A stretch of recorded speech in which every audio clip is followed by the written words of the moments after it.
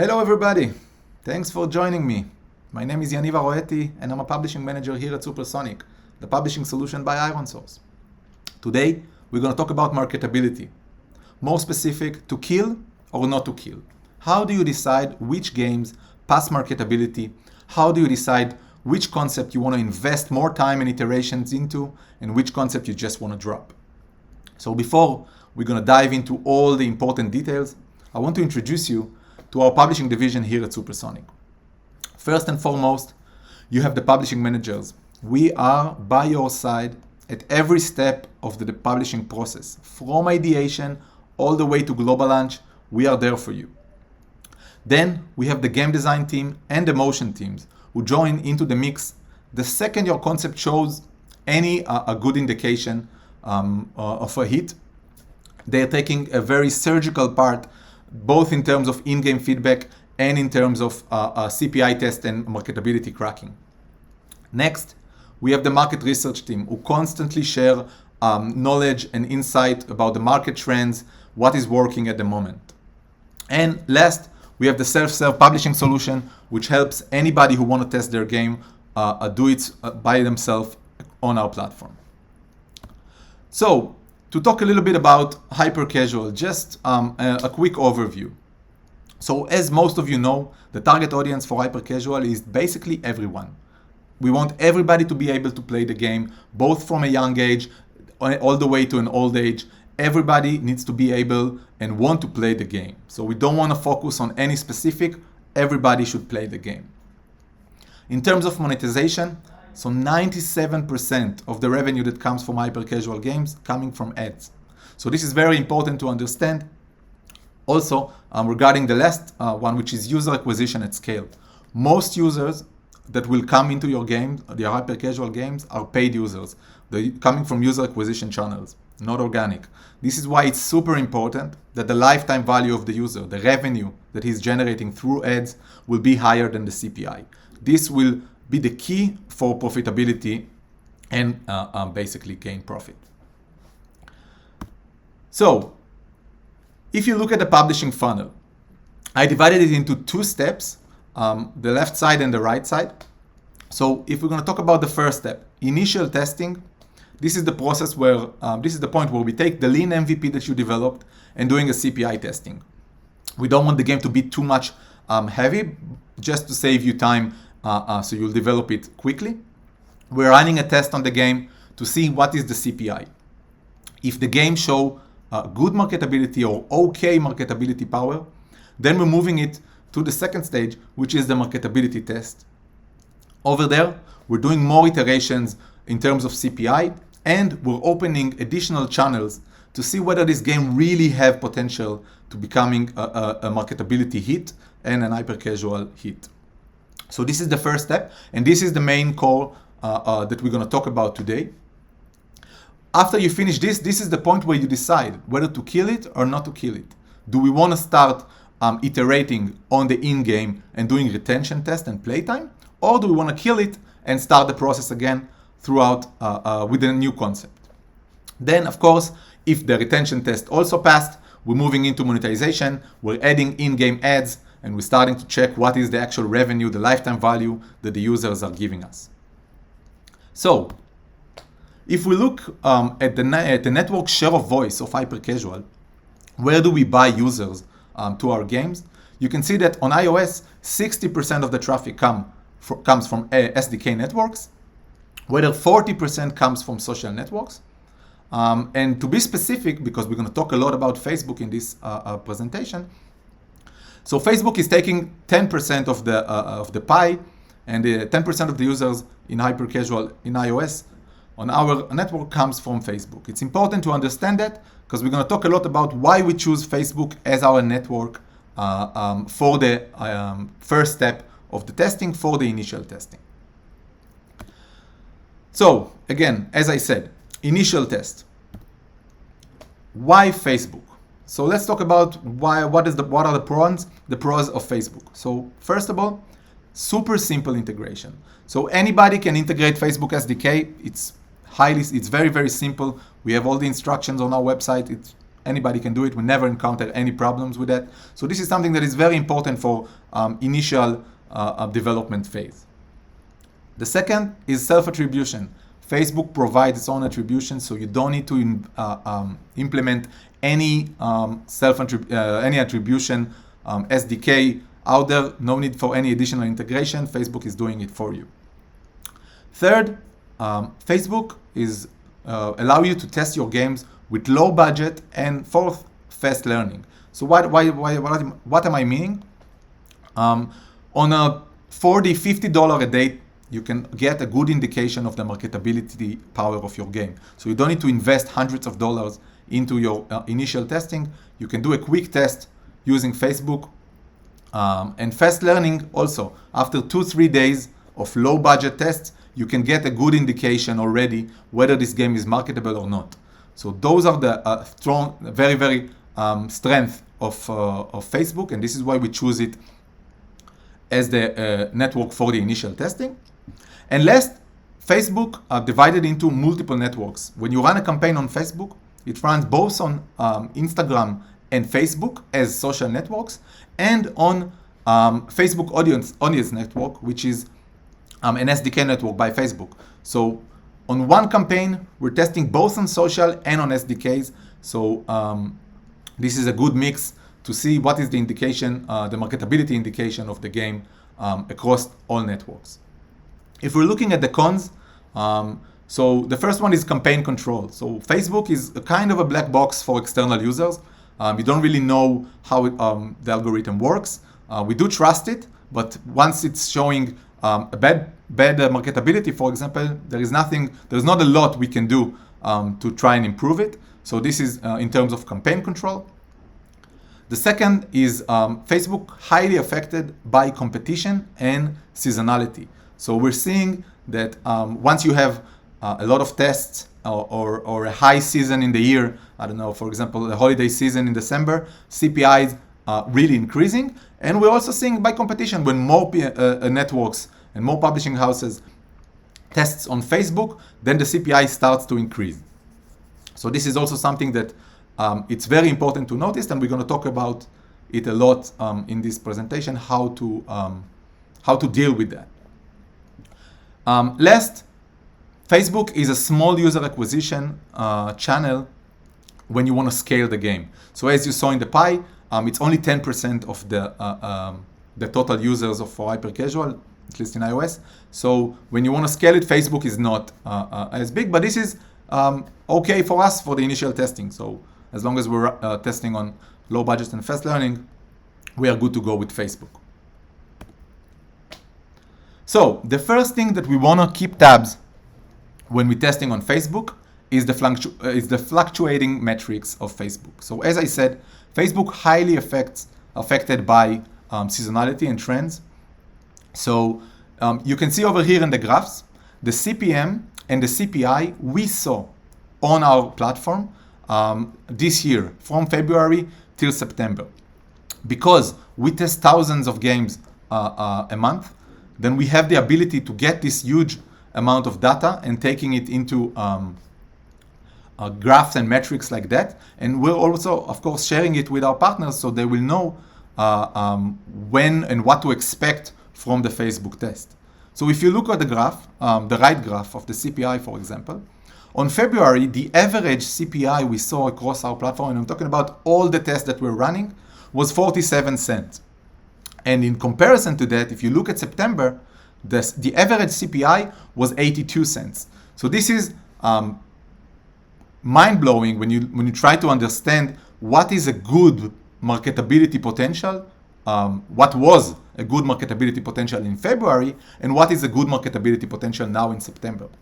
So because we're seeing this high increase in CPI, we want to keep monitoring it. So a game that was with okay marketability with 47, 50 cents in February maybe is a very, very good marketability for the initial testing now in September.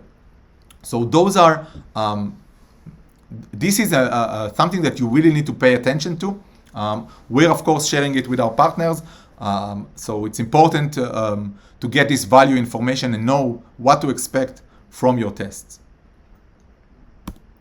The second thing that we want to pay attention to when we test on Facebook is to let the test run for a few days. A lot of the studios and the publishing houses that starting a test, they're really eager to see the results, and sometimes after 1 or 2 days, they're going to stop the test because they're going to see a high CPI. So over here, you can see a test from this month that started with $2.5 CPI. Usually, you just want to close the test and move on. But over here, you can see that after 2 days, it was on about $1 CPI.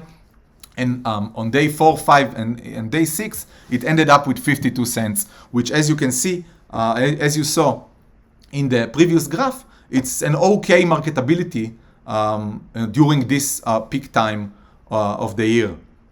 So when we let the test run and we gather more data, we saw that the CPI trend is starting to go down, and after 5-6 days we stop the test and we start doing iteration, because with 52 cents we're seeing a good potential for it.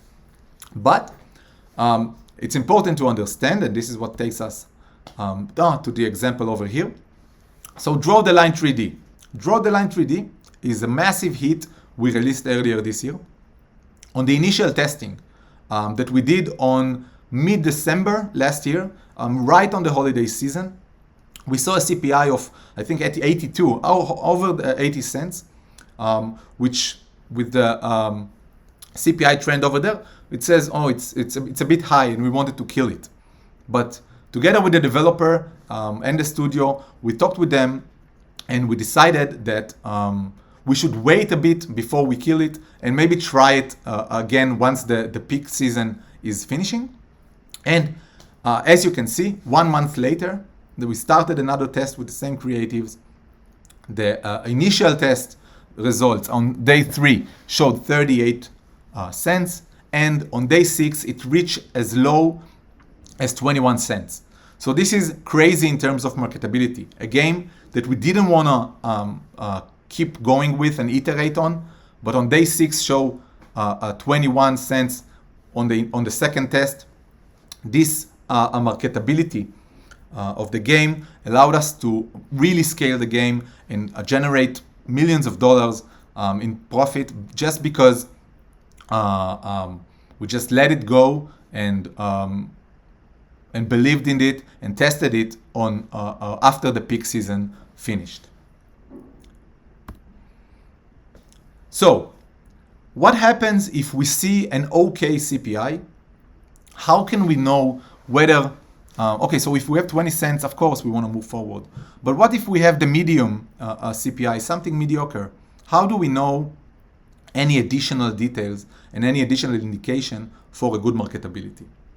So Facebook allow us to see beyond CPI because they're sharing with us the demographic and the placement that the campaign is going to.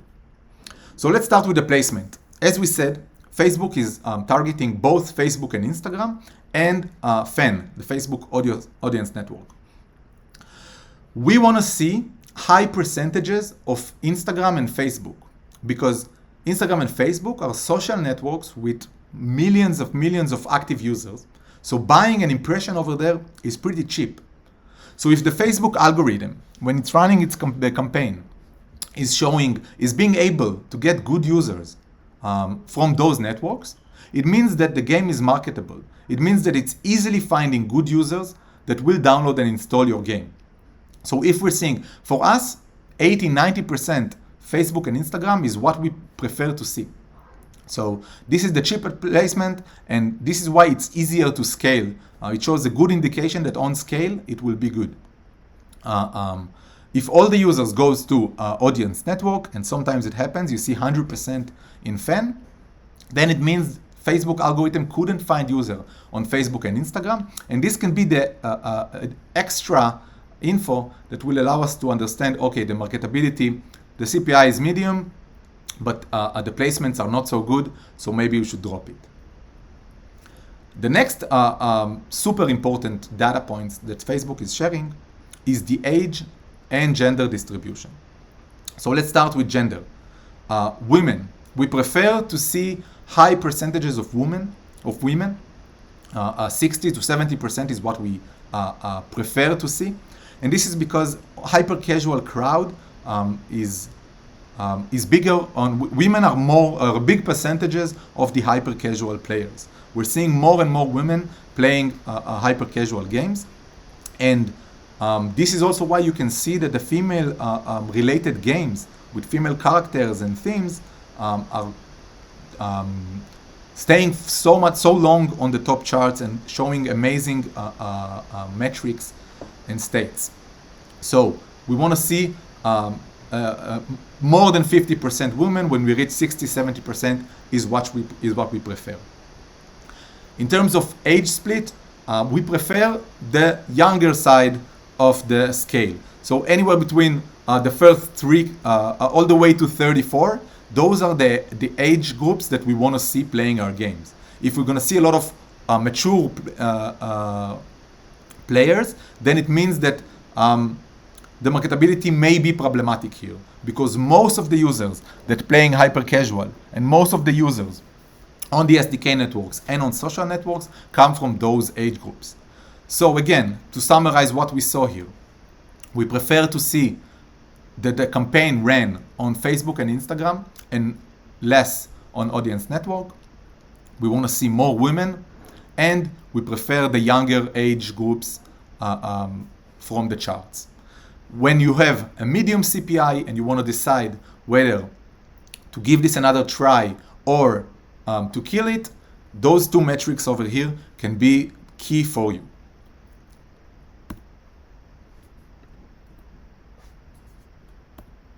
Now, when we move forward, we want to look at more than CPI. So here is an example to show you exactly what we discussed now.